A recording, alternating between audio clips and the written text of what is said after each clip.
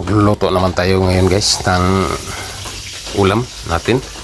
Simpleng luto lang ang gagawin natin. At bago pa, atin mo nang gigisahin ang mga lamas natin. Susunod naman natin ang kamatis at may carrots pa ito siya na ating nilulunod. Ito lang muna. Atin itong paabutin na medium pula ang ating mga lamas na ating ginigisa. Ating halo-haloin muna sandali. Ito siya guys ang ating ginagawa. May ginagayat naman tayo na karning manok. Susunod natin sa paglunod sa ating kawali at ating halo-haloin muna siya. Pabutin natin itong mambot ang ating karne na manok, kaya ihalo natin ng maigi. Atin muna ito siyang takpan upang madali siyang lumambot. Lagyan natin ng ground pepper. Ating ihalo natin siya ulit. At ating sahugan ito ng baggy beans.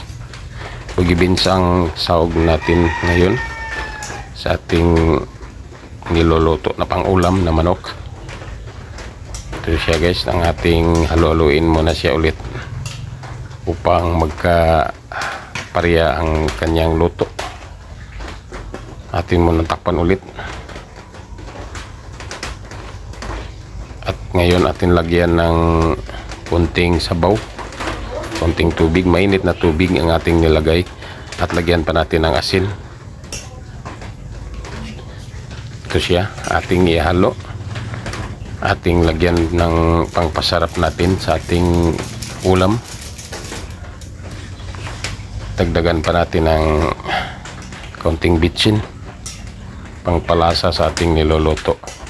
At ihalo natin siya ulit upang magka-mix ang ating panimpla sa ating niluluto na pang-ulam natin ngayon.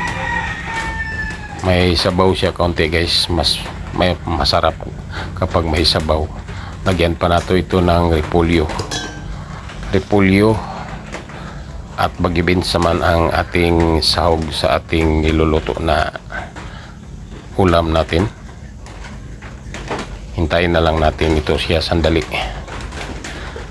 at madali na itong maluluto. Ito siya, ating takpan siya ulit. At ito na siya guys ang ating ginawa.